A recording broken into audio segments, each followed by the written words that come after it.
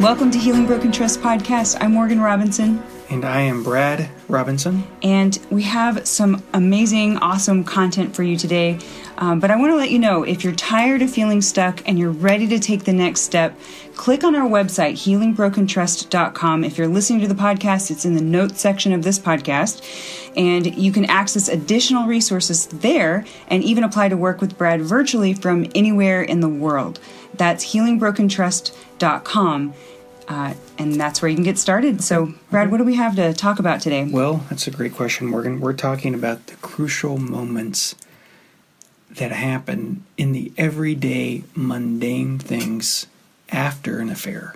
Okay. So there's the crucial moments of ending the affair, the crucial moments of deciding to stay married, not deciding to stay married, those kinds of crucial moments. I think the everyday little moments are also extremely crucial. Yeah. And so we're going to get into that. Okay. And what I'm sharing is coming from attachment theory, which is really a fantastic theory that organizes a lot of psychology and a lot of thought. And I think that, honestly, I think this is a theory that explains human behavior the best. You've got Freud, you've got cognitive behavioral, you've got all these different ideas, but this, in my opinion, is the one that makes the most sense and really explains why we do what we do as human beings, but also provides a fantastic roadmap on how to heal a broken relationship, whether that be a marriage or a dating relationship. And it also provides a fantastic roadmap on how to heal, but also where the crucial moments lie. And I'm going to talk about 3 if-then statements. And I see these 3 if-then statements in every interaction with every couple that I deal with. And so it's real simple. And so the first statement is, if we're threatened, we seek out closeness and protection from our attachment figures. That's a fancy psychological word for our mate or our parent or our best friend. And so when we are threatened or stressed, in today's language, we probably would say stressed, but when we're threatened or stressed, we seek out closeness and protection from our attachment figure. And attachment developed as a way to help us survive in the wild. So if there was a lion chasing you, you had somebody who had your back who could help you survive in that kind of situation. Attachment also developed because human beings, we take such a long time to grow and develop. Mm-hmm. Right now, our son, he's so young that he's totally helpless. He can't do anything on his own. And so attachment developed as a way to survive.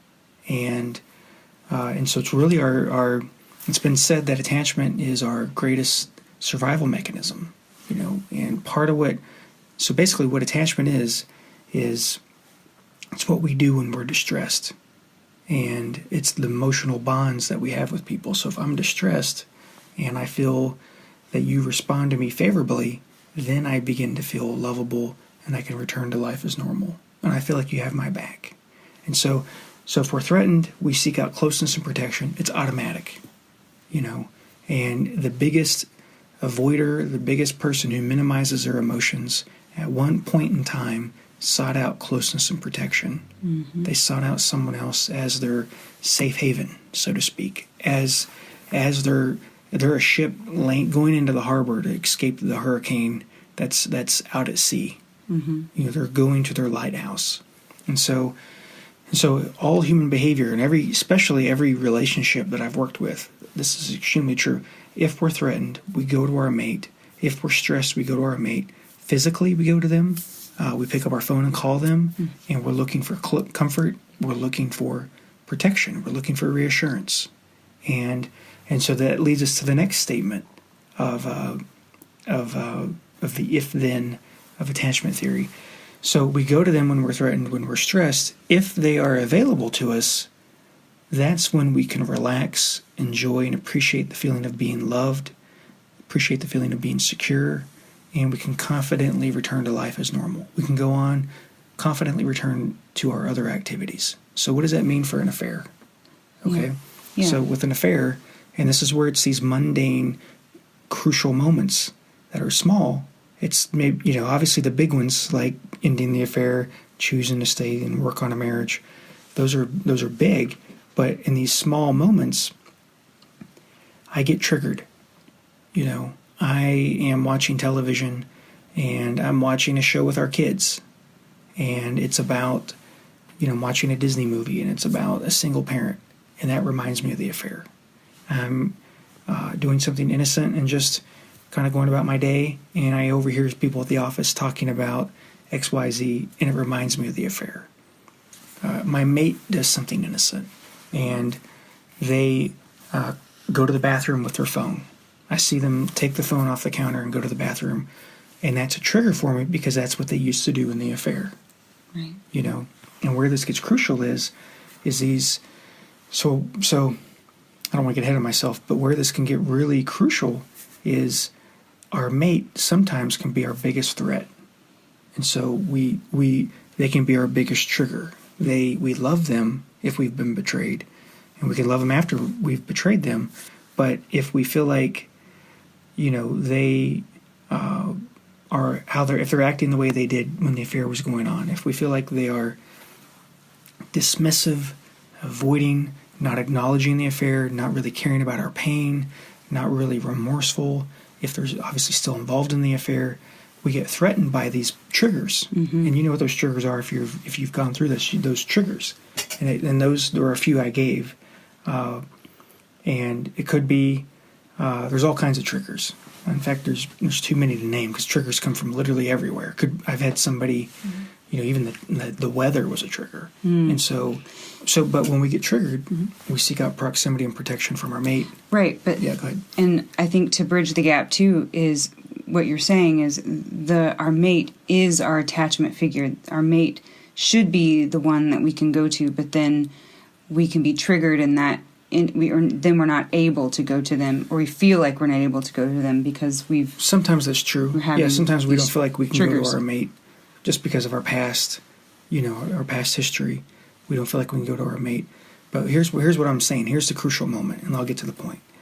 The crucial moment is you get triggered, whether it's from your mate, like they do something, or you get triggered by something outside, or some of these triggers you don't even choose. Like you just have a thought. You wake up in the middle of the night thinking about it.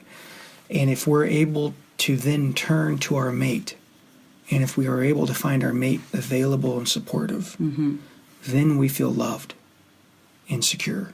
Then we can relax and go back to sleep. We may need to talk about it a little bit, but then we can enjoy and appreciate life again. Mm. Then we can confidently return back to life as normal and other activities. So we have to have our mate available to us. Right. But that's also true for your mate who had the affair. They need to feel like we're available to them.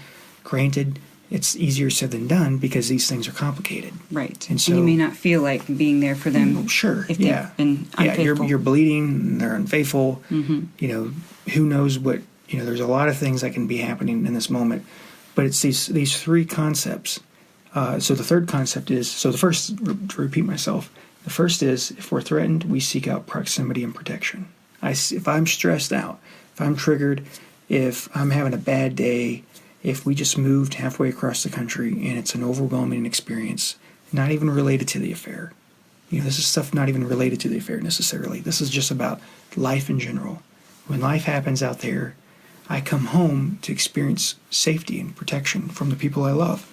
And if I have that, whether it's from an affair or not, then I feel like then I feel loved, because that's where love comes from. Our self-confidence and self-esteem is really shaped by how those around us view us. If we feel like they love us and they care for us and they respond to us in a favorable way, we begin to feel lovable. And that's why, it's so traumatizing to be cheated on or to be abandoned by our mate. And so, or to, of course, to be rejected. And so if they're available, then we can go on, with life as normal. So that's a crucial moment. Okay? Right. We experience stress because of the affair, something about the affair. A crucial moment could be, I need you to be honest with me and talk to me about the affair. If they're honest, We may get angry. We may get upset. But we begin to heal. We begin to put it behind us. And so that's a crucial moment. The other crucial moment is this, Morgan. It's like a fork in the road. I'm going to choose to respond to you and be there for you emotionally. And then we're going to go on with life as normal because I'm reassuring you. I'm comforting you. I'm not minimizing. I'm not in denial. I'm not placating you. I'm being a healer. I'm being I'm being a nurturer. I'm being a supporter after I've betrayed you.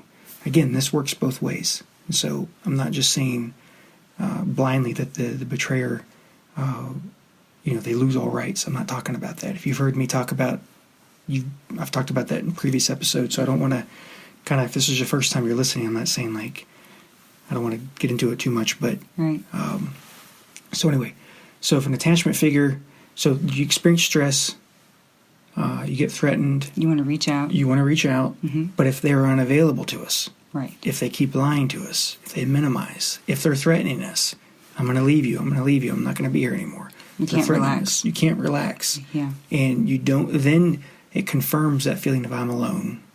I'm not loved. I'm not supported. And what happens is we begin to try harder to get reassurance. So we become more blaming, more critical, more angry. We go to more drastic measures to almost like force a response. Yeah. Once we get locked in this pursuer mode. Or we begin to just slowly give up on the relationship. We could do that just by minimizing again, downplaying, compartmentalizing. So those are the 3 if-then statements of attachment. And that's how it applies to our marriage after an affair. And it creates these crucial moments.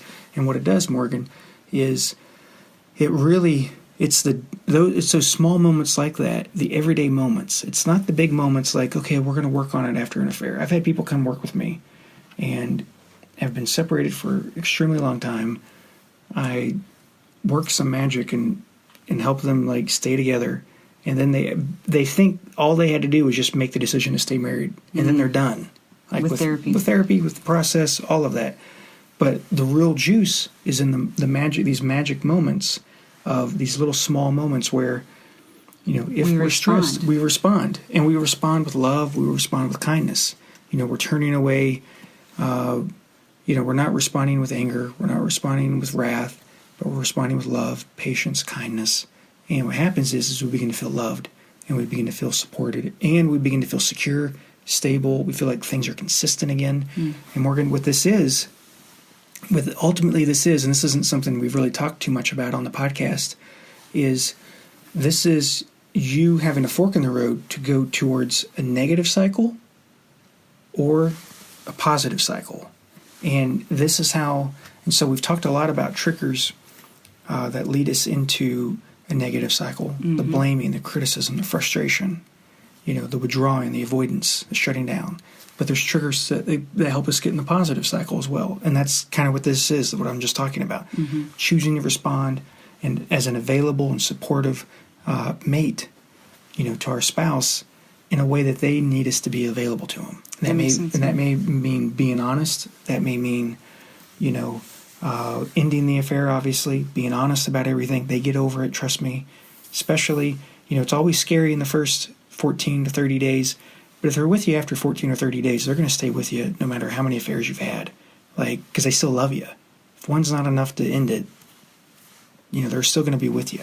And so what I'm trying to say is there's a fork in the road. Right. There's this crucial moment where you can go into a positive cycle, you can go into a negative cycle, and there's triggers as well to the positive cycle. And some of those triggers may be, go ahead. Okay, so what you're saying, yes, in a nutshell, is that the crucial moments are really small moments. It's not the moment where you decide to stay with each other, or those are big. There's yes. a big moment. They're important moments, yeah. but the real fork in the road, the real things that people forget about are these small, little, incremental. Just choosing to be available emotionally, is kind of like in the everyday things, the everyday mundane moments. Yeah. And what happens is I want to talk about broaden and build in a second. That's another fancy psychological term. Do that in another episode. Yeah, we can do that.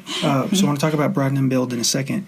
But I want to give some examples on positive triggers. We can do that in another episode. Morgan's wanting to end this and make it short and sweet.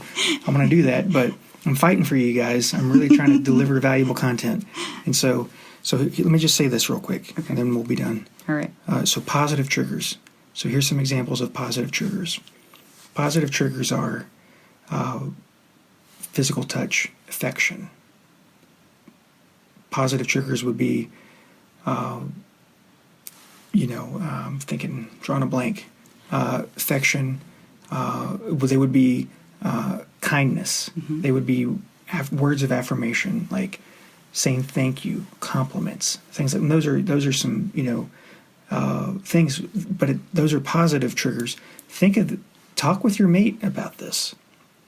Like, what is it that I can do that would put us in a positive place?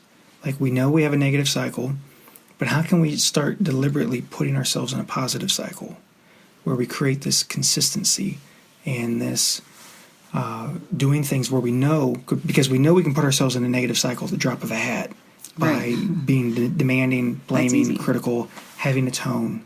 Or we can put ourselves in a positive cycle at the drop of a hat by having a sweet tone, a kind tone, by being affectionate, or by, compliments and using words that build up, words that edify, so we can put ourselves into a negative cycle, in a positive cycle, and it happens in these mundane moments. It could be when you're stuck in traffic. It could be how you answer the phone with your mate.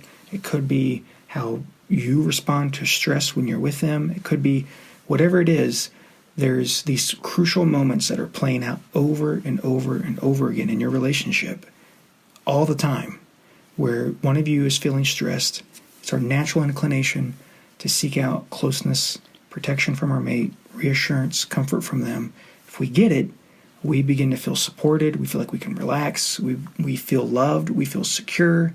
And we are able to confidently return to life as normal, other activities, and it helps us rebuild trust. And that's what brings up the broaden and build thing I wanted to talk about. Okay. As we go through this, as we develop, kind of this, as we go through this and we start developing more of a positive cycle, we start getting what we ultimately want, which is the benefit of the doubt. We start to build trust.